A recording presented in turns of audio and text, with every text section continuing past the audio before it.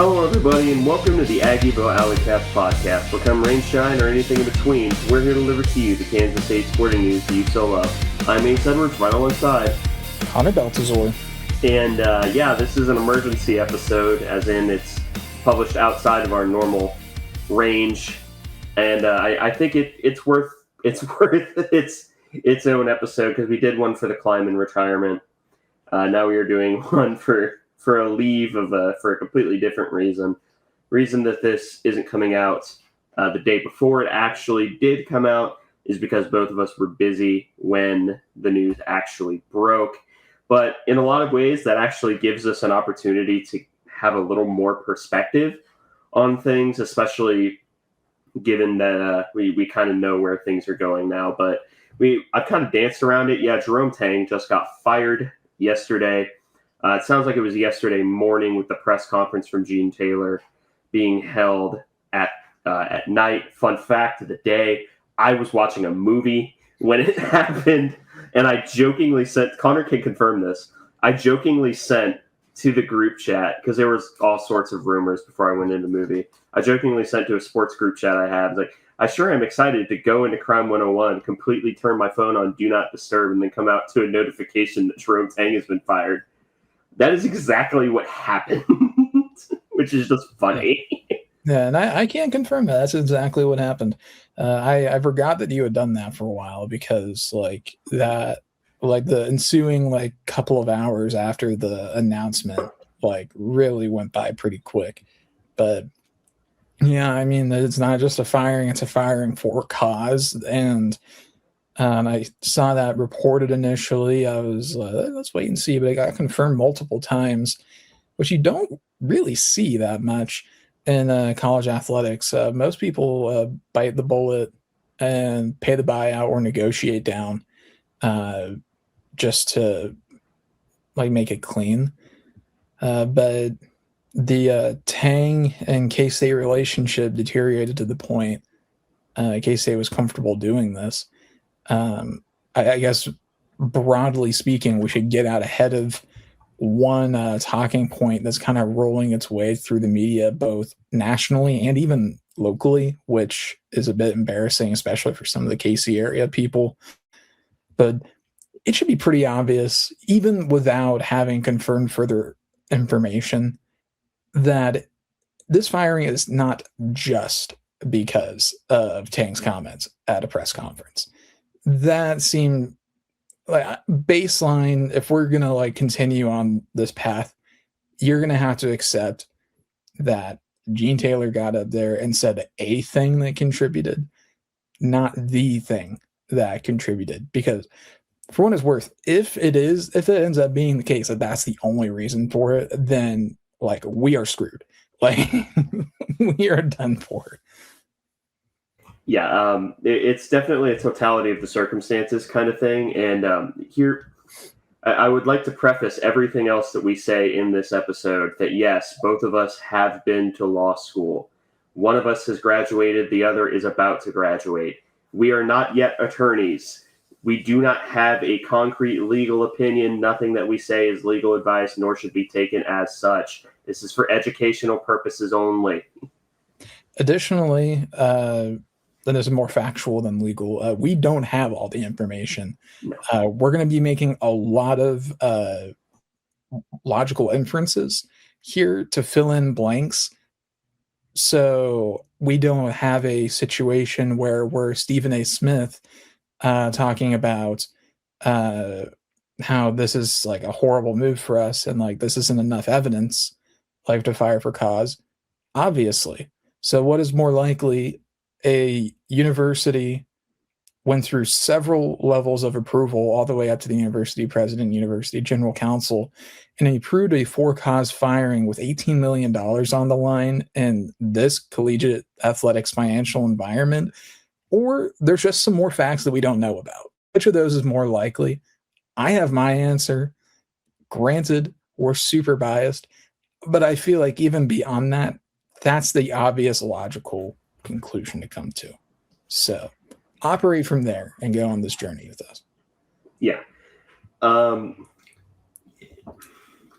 Now, I think that the counterpoint to that is there's going to be a really disingenuous argument that people are going to make and say, well, if Tang wasn't bad, would he have been fired? No, he probably wouldn't have been fired. However, you kind of have to have the chicken or the egg argument here, which is, did his conduct that did end up getting him fired, was that because he was bad, or was he bad because of the conduct? And you have a lot of drama going all the way back. We're not going to recount it here. What I will say, at least, is that for-cause firings are typically outlined within the terms of the contract and the employment contract. And the specific part that was cited by Gene Taylor, which, after we get introductory remarks out of the way, we have to talk about the presser from Gene, because that, I don't have a legal opinion, but if I had a legal opinion, it would be but it was basically the equivalency of conduct unbecoming. So embarrassing K-State on a national scale and not doing his due diligence as a coach and growing people as student athletes. That's the contractual language. And of course, the problem within it, God, I feel like our torts professor, and I say our because we had the same one. The problem with things like embarrassment is it's a very abstract concept, and you have to do what is embarrassing to a reasonable person. So I would say that Tang's comments throughout the year not only struck me as disingenuous on like a personal level, where I think he was just kind of I think he was kind of like a cornered animal in that he was just willing to bite anything that came near him out of fear and trying to save his own skin. But I do think that there was a level of embarrassment that you and I both had about that. And I'm not talking about the ha-ha funny embarrassment. The coach mentioned Pete the cat. I'm talking about like, oh God, this makes us look infinitely worse. Yeah, and you're right. It's squishy, and when you're engaging in a for-cause firing, you don't love a squishy starting point. You typically want something a little more solid. So that's another reason I think that this isn't just based on a one-off press conference. Like, that would be silly. And also, even outside of a legal perspective, it wouldn't make sense, right? To fire somebody for cause because they messed up one time in a presser. Like, go back to 2021 when Chris Kleiman was like begging the media to get behind them and support them. That was kind of embarrassing. We didn't fire him for that. Nope. So that's and he was bad too.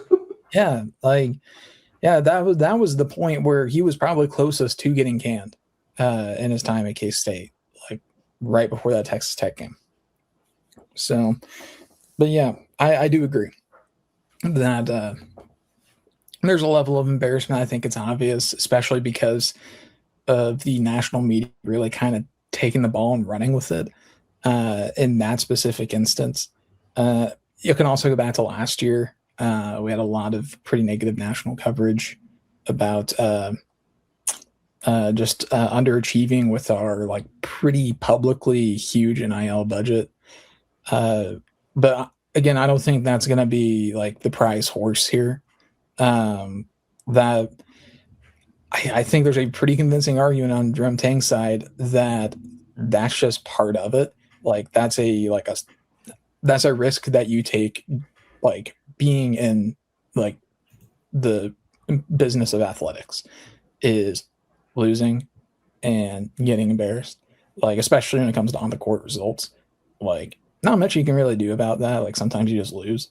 Like, but again, I think that's also another reason to think that there's probably something more here. So, yeah, and to go over like other reasons for why he could have been fired, the one that was cited was the embarrassment to K-State, and that I would view that very similarly as K-State as a brand and as a university, not just as an athletic department. So it's sort of damage to the university's reputation on the whole. And like you said, there's definitely something that we are not fully privy to. I mean, even when we had concrete drama when Tang stayed, we never had all of the information. And there's been a massive information asymmetry, which we'll go into a point later. But another point that I've seen is people citing lack of institutional control for a reason for firing. That wasn't cited. And it's also worth noting that's not a contractual standard. That's not an employment law standard. That is an NCAA standard. And typically it's used more for suspensions than it is a university themselves firing the coach. So you could theoretically get away with firing someone for quote unquote lack of institutional control, but you would have to have the backing of the NCAA. Well, I shouldn't say you'd have to. It seems as if you would have to get the backing of the NCAA to do that. I don't think we have that here. So I just wanted to briefly touch on that before we talk about the Gene presser. And we'll end this episode on a happy note of, coaches we want to see at K-State. But we're kind of uniquely equipped in the K-State podcasting sphere to talk about this issue in particular. Yeah. And I'm with you. Like, lack of institutional control, you do see that thrown around a lot because it's a term that sounds legal. It's kind of extra legal. And it's also a term that people are really familiar with because of NCAA violations. But yeah, it's not like it may be like a term that if it gets to the point where briefs are being filed, you might see that term thrown around, but not necessarily in a like stating a claim sort of deal, but more in a factual way. I think it could potentially be useful. But yeah, that's not going to be a basis, I think, for a for-cause firing for Jerome Tang. Yeah, no, it's not. And now we can talk. Oh God, now we can talk about the Gene Taylor press conference and then press release. Now, I want to say that for a lay person, someone who is not a licensed attorney and is not. I mean, I don't know, I guess, but it's someone who I'm assuming has never taken a law school class. It wasn't the worst statement in the world. However, that is a statement that should not have had any time for questions at all whatsoever at the end of it. And I straight up would not have been mad if Gene Taylor was just like straight up holding a paper in front of his face and reading from it. Because that is how delicate and careful you have to be in any sort of, employment matter, contractual matter. You have to be extremely careful with your language because anything that you say about the firing can be used as evidence going back towards the firing. Granted, most of my experience I have worked on, obviously not as the attorney, but I have interned on a lot of employment law cases. A lot of them have been disability cases, but you see that a lot where someone will say something thinking, oh, they won't link that back to me firing this person. And it is in that exact moment where I just start laughing because that is some of the greatest evidence and the greatest depositions that you will ever have. Anyway, your thoughts on the Gene Taylor presser? Yeah, I understand why there was a desire to do it. And I think it could have gone worse. But I think the second that somebody asked, I think there should have been some more preparation about, like, for the inevitable question of, can you go into more detail about the for cause, like, reasonings, like what was the cause? Because that's obviously going to come up when you're allowing questions, which they shouldn't have done to be.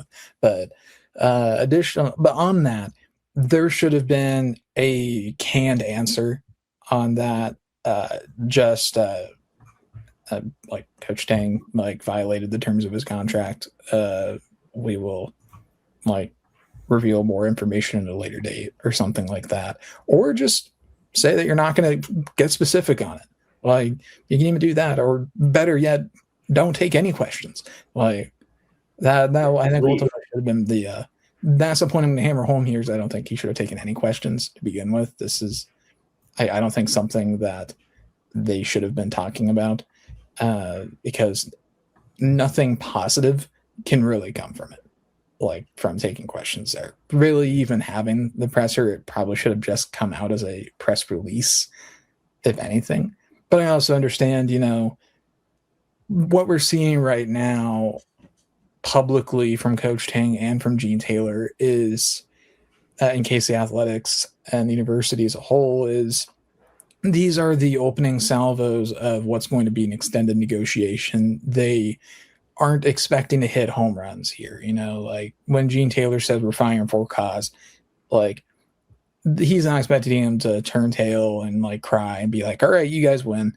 And when the high-powered lawyers that Jerome Tang has hired put out a statement like, we're going to embarrass K-State, like they're going to wish they had never done this, and like we're going to give them like a week to change their minds on it, they're not really expecting much out of that either. They're posturing, they're positioning themselves for negotiation right now. Like they're drawing their lines in the sand while at the same time licking their wounds and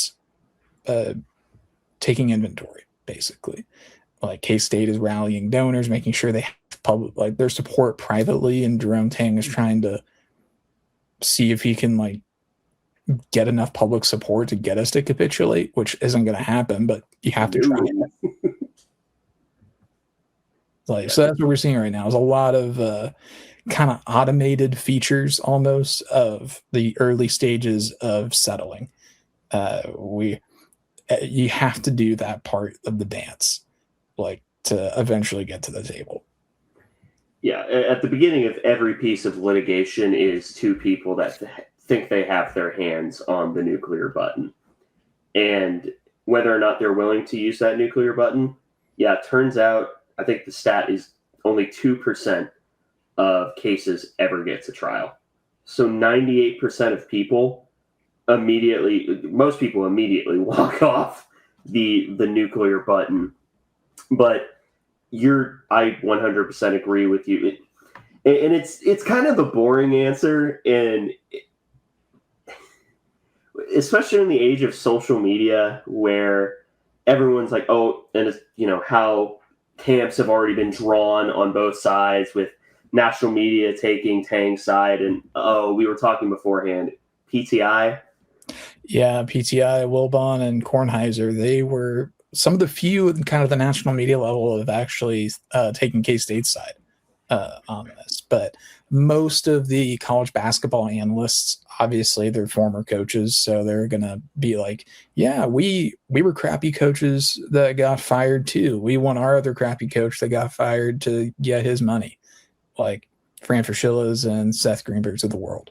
Like, that's what they want because they see themselves in Jerome Tang as a washed-up coach that like got paid to not coach. Yeah, and that the way that I see this probably going is we deal with a couple more days of this posturing from both sides. Then they end up getting opening motions filed. Maybe they get to briefs, maybe they don't. And then I think the first thing that's going to happen is there's going to be court-ordered mediation, which mediation is a process where both sides talk to a third-party mediator, and like they just talk to them and say, here's our position. The other side gives their position. They go back and forth for most of the time, an entire day, and try to come up with a figure or terms from there. This strikes me as a case that ends at mediation, if not beforehand, with a settlement agreement beforehand. And that's the really boring answer, but it's also the most likely answer because I don't think either side has any stomach to get to discovery, because that's when cases get nasty. When you get to discovery, that's when things get gross. I mean, yeah, on that front, K-State certainly doesn't want that because K-State probably does not want to have to deal with, and again, this is where we're filling in facts. We're making assumptions here. because like I'm not plugged into the inner workings of K-State athletics. Ace, you are not either. No. Like, sorry to speak for you, but No, you're that's correct. but no, there's a lot of athletic programs around the country like operate with a certain degree of look the other way in a lot of things. But the flip side of that is that would also be horrible for Jerome Tang, especially if we're operating under the assumption that K-State has a lot more evidence that backs or supports their decision to fire cause than just he like was kind of mean at a presser, like, which that's not a good thing, and that's certainly supportive of their side, but it's nowhere near dispositive of like a ruling in their favor. So what I'm gathering from it is it would be horrible for both sides to get to that point, and the only way that happens if there's just a complete breakdown between both sides negotiating, and it truly does become less of a I want what's best for me and transitions into a I want what's worst for you sort of situation. Because depending on the severity, Jerome Tang like could never coach again. Like if like it gets that bad at trial. And the flip side is like K-State athletics could be seriously damaged from a reputational standpoint if it gets to trial. And again, that's assuming worst case scenario, depending on what the facts are, which we aren't privy to. But if we make assumptions based on like, I don't know, like various scandals that occur at like other university athletic departments like Louisville, and having sex workers with recruits in the Rick Pitino era, various instances of cheating, or Baylor, even before Jerome Tang got there, for what it's worth. The murder of a student athlete, or while Jerome Tang was there, but I'm assuming he wasn't involved in it, the systemic covering up of sexual abuse by football players.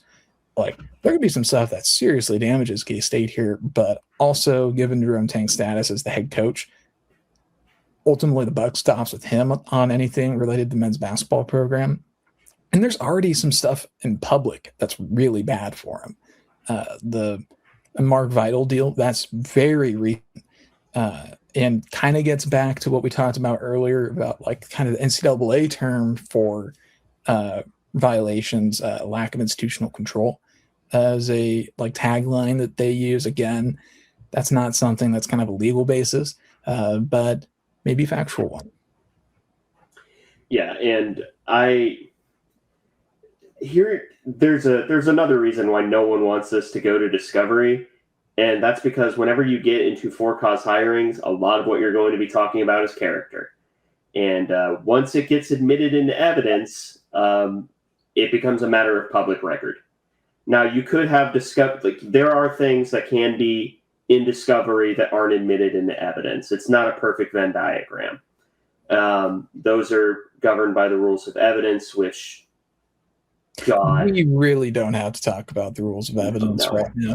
No, I really don't want to either. But if it gets admitted into evidence, it becomes a matter of public record. And to massively oversimplify, anything that is relevant to either the actions of the university or Jerome Tang's character would likely be ruled as relevant in this case. Ergo, it would be a matter of public record. Relevant is very broad. Very. And I'm just going to name a few things that I don't think Jerome Tang would want in a matter of public record. That is anything to do with the Naquan Tomlin situation, anything to do with the dismissal of Achor last year, anything to do with Mark Vital this year. And those are just three things off the top of my head that leaked out into the public. Yeah, and gosh, there's a lot of things you could expand into on that as well. And there's a lot of things also that could probably be let in that maybe otherwise would be hearsay, business records exception for some regularly kept information. So there's a lot of stuff there. And then communication side for Jerome Tang, when Keontae Johnson was brought in, there were questions about if he had or I think at the time he was like involved in a sexual assault case against him that ultimately was dismissed, but potential communications around that, probably nothing.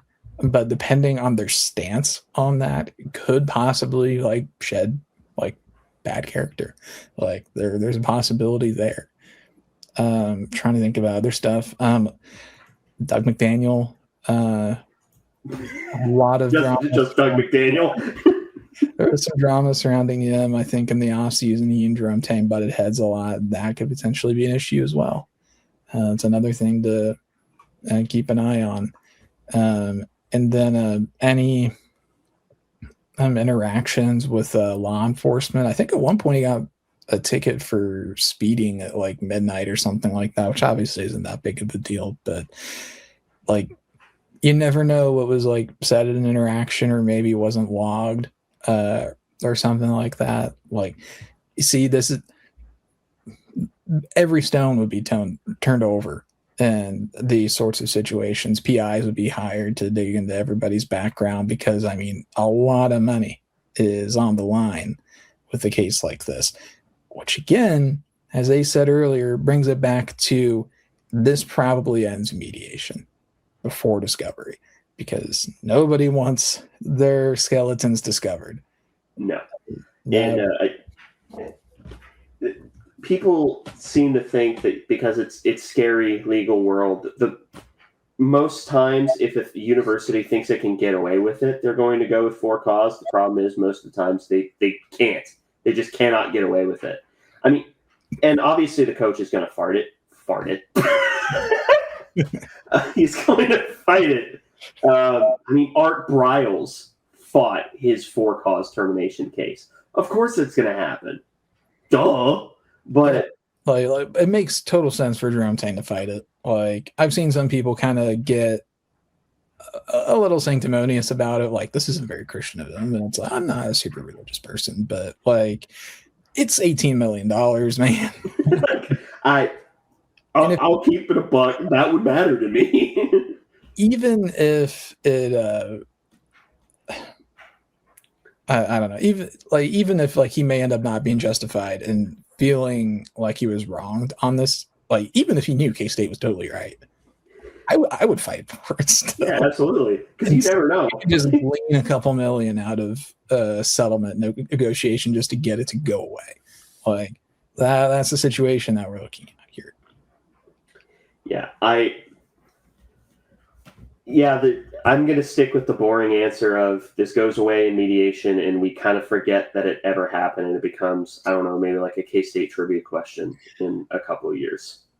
Yeah, I mean, national media is going to forget about it by the end of the week. Right now, they're making a big deal about it, getting on their high horses. I mean, some of the more college basketball focused people, especially people that are very regional or Big 12 focused, like Fran Fraschilla, are probably going to stay on it just because it's relevant to what they talk about. But it's, I don't know, this could end next week. It could be a year from now.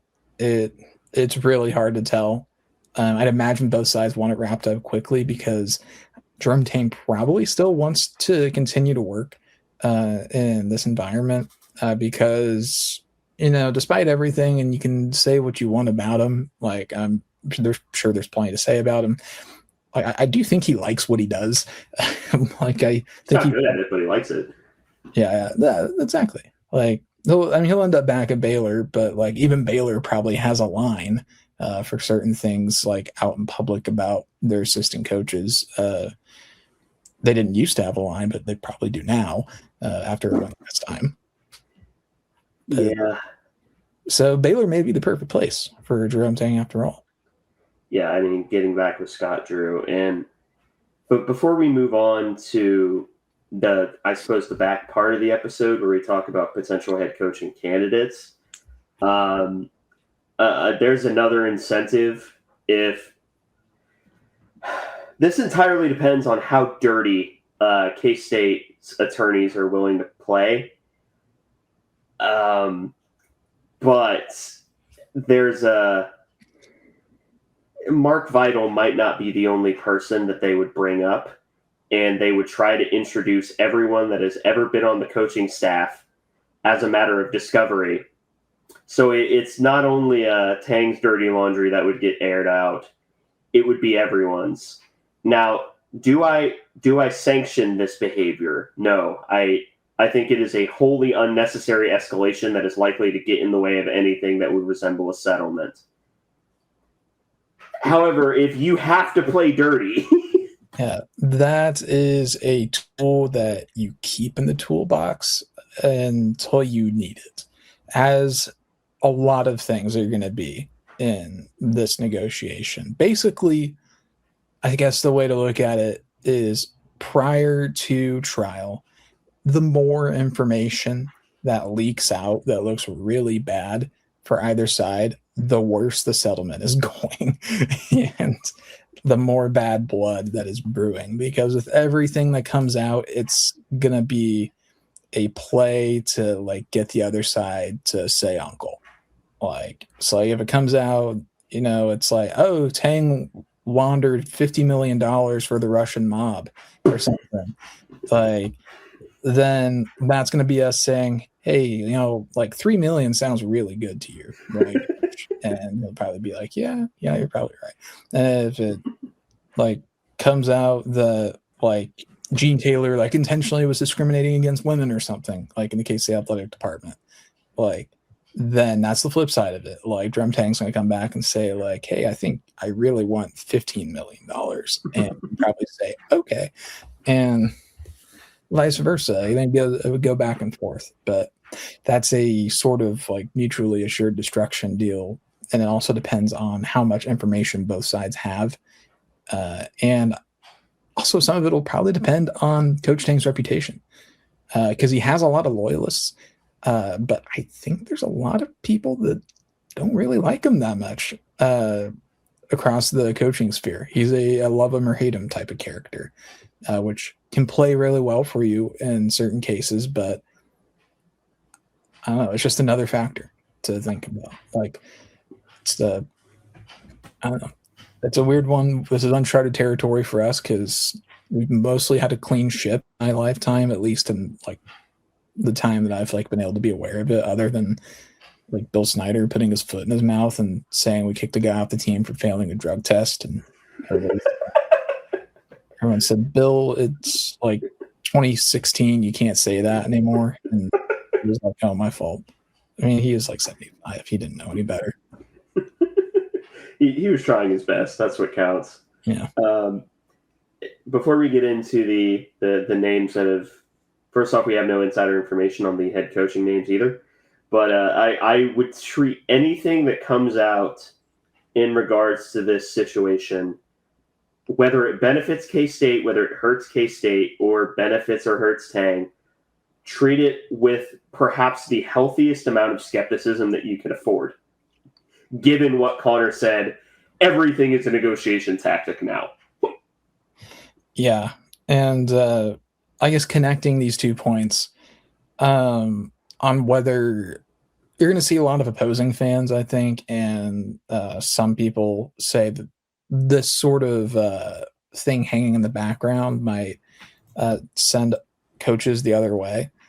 And for some, maybe, but I think ultimately in today's era, and especially, again, this comes back to Tang's kind of internal reputation within the coaching community, which, like, if it's low, then they're just going to be, people look at this and be like, whatever.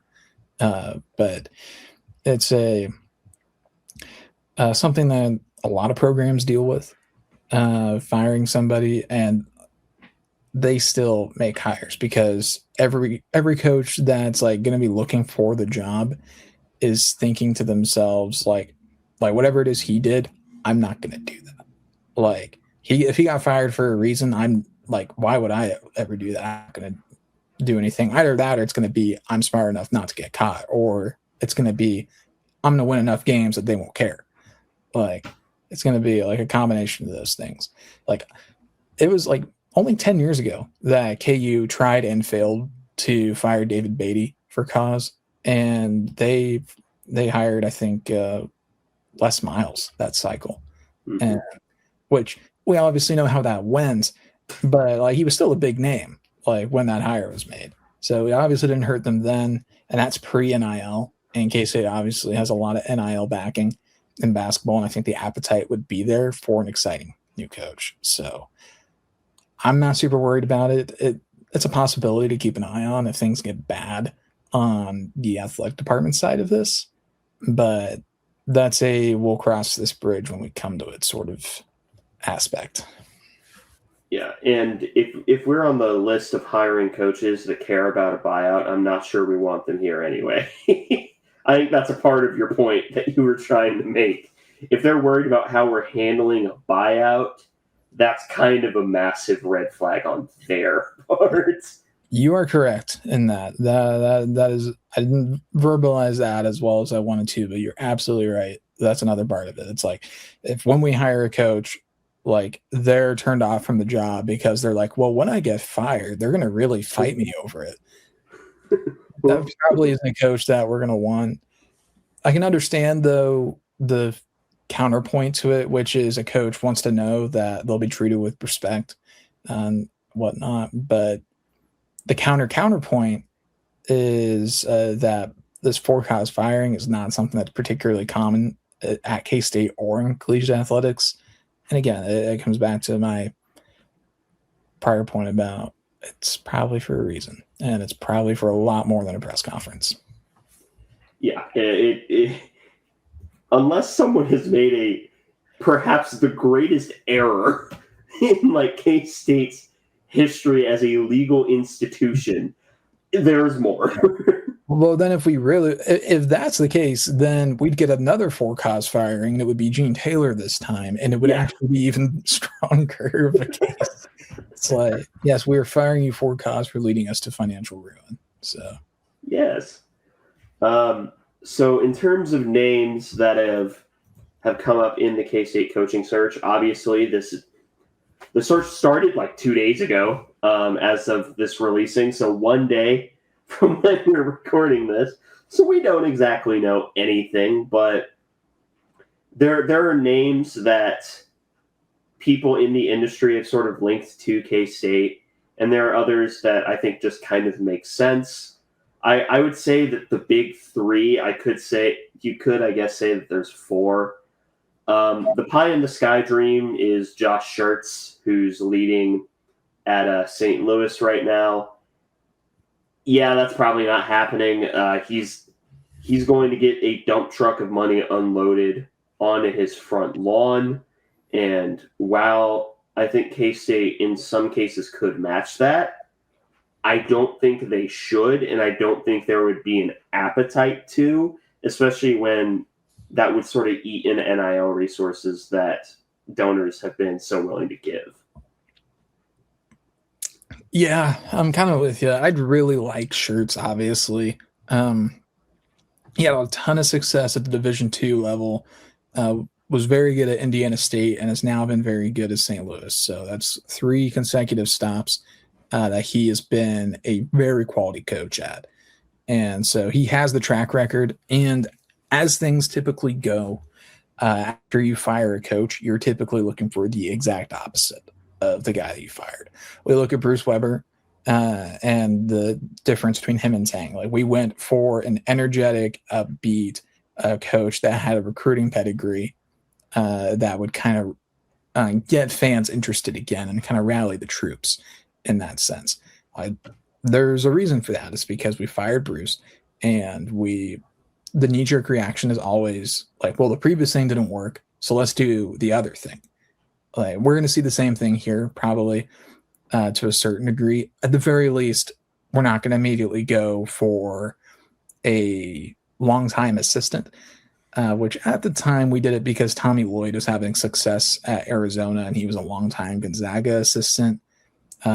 So there was logic to the Tang move at the time, but I think now we're going to prioritize somebody with head coaching experience, which I think that makes sense anyways. But if there's anything wrong with hiring an assistant, but a proven track record at head coach, I think maybe makes a safer bet. And right now, I think we really need a safe bet for someone that can be a successful coach for K-State. And Schertz would certainly be that. But I think you're right. Probably won't end up here. I'd like us to take a shot. Speaking of taking shots at somebody, make Brad say no, of course. Which he will. But might as well make him say no, just in case. Yeah, and all the names that I'm going to mention are head coaches. There have been like one or two names that are currently assistants that have been publicly floated out there. I think the Crichton head coach in waiting has been named. I don't see it because I don't think that we're going to go for a assistant. And I think he's waiting for Crichton to open up. Yeah, that would be Alan Huss. He left for a couple years to be the coach at High Point, and they were pretty good while he was there, but now he's back at Creighton. And yeah, I'm not super enthused by that option either. If we took it, I mean, he was good at High Point, so there's that at least. And Creighton has historically been pretty good with McDermott as the head coach, but I'm overall, I think we can do better than Alan Huss right now. I'll be fine with that. He's a local guy, I guess, at least. He went to North Kansas City for high school. So that's kind of, I think, some of the pull there. But yeah, I would much rather let him take over for Greg McDermott, see how that goes, and maybe circle back if he's like good but not so successful that they just pay him a ton and he doesn't come here. But he's not my first choice, basically. My first choice that I think is actually realistic, and this is the one that I will be pounding the table for in the same way that I was pounding the table for Grant McCasland. I now realize that Grant McCasland was never going to leave Texas. That does not change the fact that he was my chosen candidate. My favorite candidate is Eric Olin, who's the current New Mexico head coach, who he oversaw a transition at his previous school, which I think was UC San Diego, from D2 to D1, and they were respectable, like within a few years. He goes to New Mexico, which granted, New Mexico is they've been consistently decent for the duration of my life, but he led them to 30 wins last year, a tournament berth, and is doing extremely well in the Mountain West, which I think is like the best non-Power 5 basketball conference in the country. So program builder, proven able to go up a level without really missing a beat in places that do not give him as many resources. Yeah, that is my 1A pick. Like, Josh Schertz, we're not getting him. Brad Underwood, we're not getting him. If we did, I would do backflips. And I'm a fat person who would spend like 45 minutes trying to learn how to do a backflip and end up face planting at least 3 times. But I'd still try. Eric Olin is, to me, like the 1A of the realistic hires. I am right there with you, man. Eric Olin is my number one as well. I really like him. I'm so glad that you said him because there's been a couple names that have been floating around and people are dividing into camps on it, which I imagine we'll say the other guy here pretty soon. But yeah, I'm an Eric Olin guy for sure. He kind of similar to Schertz, came up from lower levels. The San Diego thing is really interesting to me because he was with them at the lower level and then continues his success at the higher level, which honestly, a lot of times, this is maybe more a football thing than a basketball thing, but a lot of times you see a coach be really successful at the FCS level, usher them to the FBS, have like one like kind of okay or not as great season in their first year and get immediately fired. Eric Olin didn't have to deal with that. And I'm pretty high on him. I hope that he's somebody that we can land because like New Mexico has been really great for a while. Richard Pitino there, he was a very effective head coach for them, and he's at Xavier now. So he was able to jump to a higher job from there. Steve Alford was there in the past as well. But yeah, people do really sleep on New Mexico as a really good basketball power. They've won 5 Mountain West championships, most recently 2024 in the tournament, that is, but they've won the regular season 5 times as well, most recently last year. It's an effective team. They have a really great basketball culture down at New Mexico. Their arena, it's called the Pit, and it's one of the most slept on basketball programs for kind of the more casual basketball fan. They're not as familiar with New Mexico, but that's a really great basketball school and basketball culture.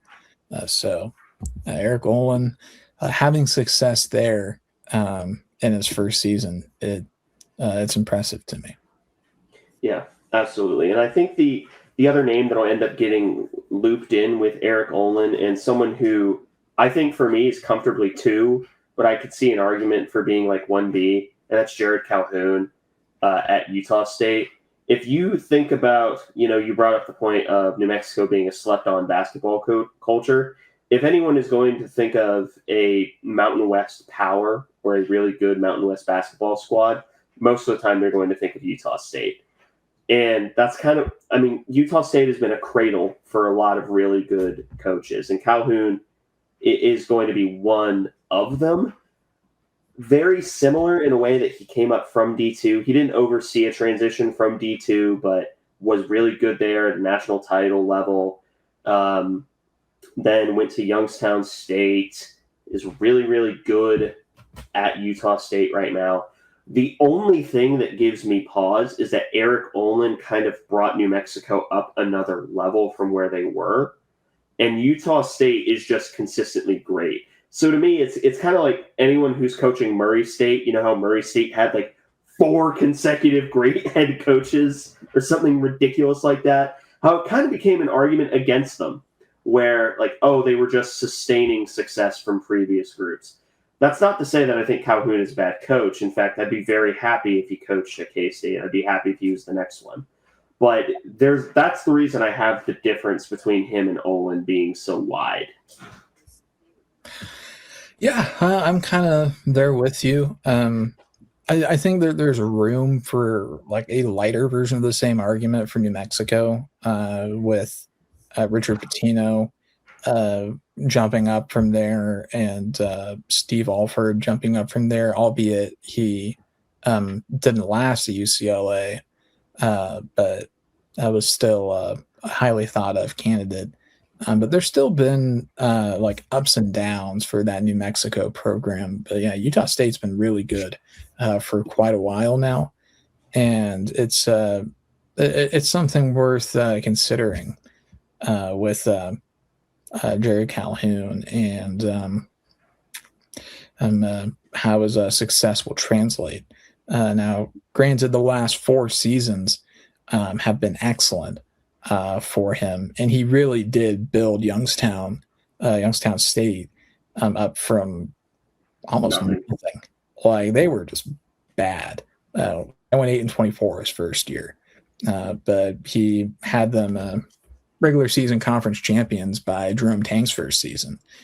And then, last year made the tournament with Utah State, off to a great start. This year they're 22-3-ish right now. So he would still be a decent candidate. And then another thing I guess I'll note about both of these guys, both Eric Olin and Jared Calhoun, they're both younger. Eric Olin, he's 45. Jared Calhoun's 44. So they're both about the same age. And also notably, I don't know if it's super notable, I guess, but they're both from different areas of the country. Jared Calhoun is from Ohio originally, and Eric Olin from Mobile, Alabama. But he played at a private Jesuit college in Alabama. So isn't like an Alabama alum that we have to worry about at least. But yeah, if he's successful and they move on from their current coach, maybe it's something to worry about. But I'd rather have a good coach and have to worry about them like going somewhere else than have to worry about how we're going to get out of paying $18 million to a bad coach. So true. The next three that I keep seeing brought up are all hard no's for me for different reasons. Chris Jans at Mississippi State, absolutely not. I don't want to deal with that headache. Not only because he's not been good at Mississippi State, but also because like there are just allegations against him that I don't want to deal with. Travis Steele at Miami of Ohio, which I believe was the last undefeated team, unless there's still one. I don't want him because he failed at Xavier, and he never made the tournament at Xavier, and Xavier's a very proud basketball program. And then the last one, I don't even remember his name, the Wake Forest coach. Steve Forbes. Yeah, Steve Forbes keeps getting linked to us. I don't want it. Absolutely the hell not. At that point, I would just sort of punt on next year and wait for a better cycle. Yeah, I'm not enthused by any of those names either, especially Jans. That's a name I see get brought up a lot. But I don't think – I think most K-State fans probably wouldn't be particularly enthusiastic about Chris Jans.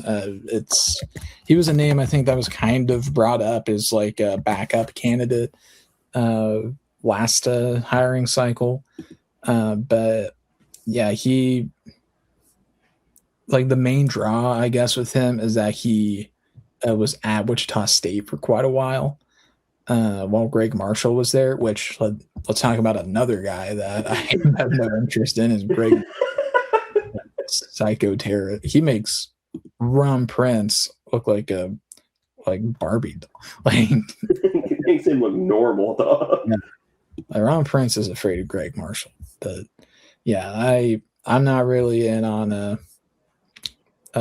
Chris Jans either. I know that he had success at New Mexico State, but Mississippi State, he was very consistently just barely sneaking into the tournament. And this year, the wheels have really fallen off for them. I mean, he went in his first 3 seasons. You have to get the consistency to him at least. Either 21-13 or 21-14 overall, and 8-10 in the SEC. 3 straight seasons at Mississippi State to begin his career there. This year he's 12-13, 4-8 in conference play, and they've really just fallen off from there. So I'm not enthusiastic on Chris Jans. Greg Marshall, I already mentioned. I do not want Greg Marshall. No. I don't want his stink affiliated with us. Yeah, I would just rather not. I'm trying to think about other names. Andy Kennedy is a name that's been brought up a little bit, which I think that like in the past he has expressed interest in the game in the job. He was previously at Ole Miss. He's currently at UAB. But I mean, he wasn't that good at Ole Miss. He only made the tournament twice in 12 years. Went to like several NITs, I guess, but like I'm really not super interested in Andy Kennedy for the most part. And then UAB, they made the tournament twice since he's been there, but this year they've really kind of fallen off. They're on their way to their worst season with him there. Like that, Andy Kennedy feels like a coach that has reached their peak, which is a second round exit in the NCAA tournament. And Chris Jans is not someone that should be allowed to step foot in Manhattan. Anyways, no less coaching our basketball team. So that's why I said that. Eric Olin and Jared Calhoun and than throw a dart at a board, I guess. I don't know. Yeah. I am curious. We'll leave off on this, because I did mention Steele at Miami of Ohio. I am curious what your thoughts are on him, because apparently I seem to be in the minority, of people. Granted, you mentioned it earlier. People have already separated into camps, where you have Camp Shirts versus Camp Olin versus Camp Calhoun, and then sort of everyone else. But the fourth is Steele. So I'm curious what you think about that, because like I said, apparently I'm in the minority. He's kind of a weird one to me because, he has a great track record here at Miami of Ohio. And it's kind of similar to Jared Calhoun, Youngstown State, where he got there and they were not a good team. And now they're 25-0.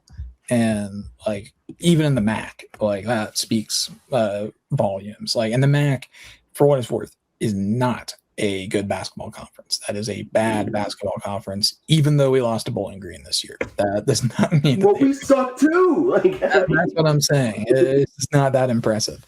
But Travis Steele, he's also around the same age as Eric Olin and Jared Calhoun. He's 44. They're all clumped in their mid 40s for some reason. I don't know why we're stuck with midlife crisis people, but he also previously was a head coach at Xavier, and he could never quite break through while he was there. His first season, they went 19-16, went 9-9 in the Big East. They tied for third and went out in the second round of the NIT, and that was his best season. He actually won 19 games every year, other than the COVID season where he went 13-8. But after that, tied for third in the Big East finish, he never did better than tied for sixth, and he got fired after their NIT first round win in 2022. Then they went out in the second round. I'm not sure why they waited to fire him until after they won their first round game. That's crazy. Kind of weird. So I guess if you're looking at him from a generous lens, the idea would be like a Dana Altman, where he gets his Xavier job, where in this case, Dana Altman would have gotten his K-State job, and he was very young, very green, and just wasn't ready for it, and bounces back at a smaller school. For Travis Steele, it's Miami of Ohio. For Dana Altman, it was Creighton, and use that to kind of retool and really learn the ropes and become a good coach. And Dana Altman used that to jump to Oregon. Travis Steele could use that, and this hypothetical, it would be to us, of course, but it could be anywhere. So that's kind of the positive view on Travis Steele. I think I don't know if I buy it myself. I think he's a little bit more. I think he's more of a risk than your Eric Olin or Jared Calhoun. But I can see the argument at the very least. I'm not sold on him to the same degree as a few others. I think part of that's just because I don't really believe in the MAC as much. And I think that Eric Olin and Jared Calhoun, they have more impressive resumes. They've been head coaches for longer, despite being the same age. And they're right now in more competitive schools and conferences than Travis Steele. Now, again, 25-0 speaks for itself. Being ranked as a MAC team, that's wildly impressive, no matter how you cut it. But I'm still I could be convinced, I think, of the hire if we make it. But he's not in that tier for me with Eric Olin and Calhoun. That's definitely my 1A, 1B, but I'm an Eric Olin guy first and foremost this cycle. But, it's still very, very, very early. And obviously, ideally, I think Shirts is probably the guy, but that's ideally. I don't think it's going to happen, but we'll see. Yeah. Anyway, we're kind of spoiled this year. 2 head coaching searches, though one was insanely obvious. Yeah, I was gonna say this one at least is gonna be this one will be a real one, at least. But regardless of whether the search is big or not, getting a new coach is always the best time as a sports fan because they haven't messed up yet, and so everybody, Colin Klein's doubly loved because he's an alum, and not only an alum, but a legendary alum, which, no head coach that we hire is going to be the same thing. So Like people, I really need people on Facebook to stop saying Tim Jankovich and Steve Henson just because, or like Curtis Kelly or like Jacob Pullen.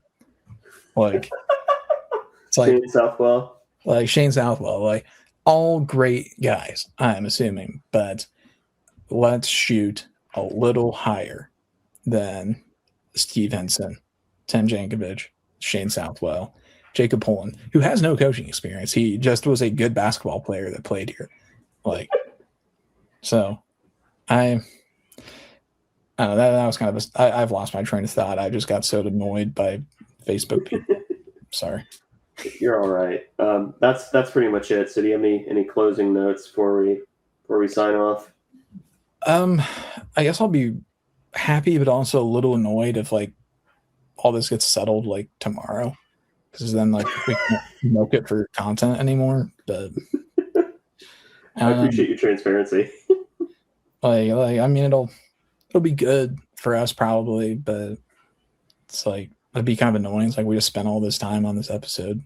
By that I mean an hour, and then it's like, oh, fixed, problem gone. So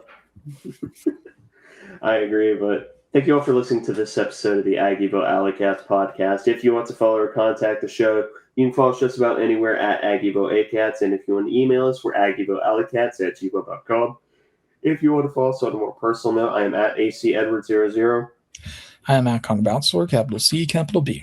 And if you want to support the show financially, please be sure to check out the official Aggieville Alleycats merch store. Link found in our podcast and Twitter bio. But most importantly, thank you all for listening to this episode of the Aggieville Alleycats podcast. Will come rain, shine, or anything in between, we're here to deliver to you the Kansas State sporting news that you so love. Stay safe, Alleycats.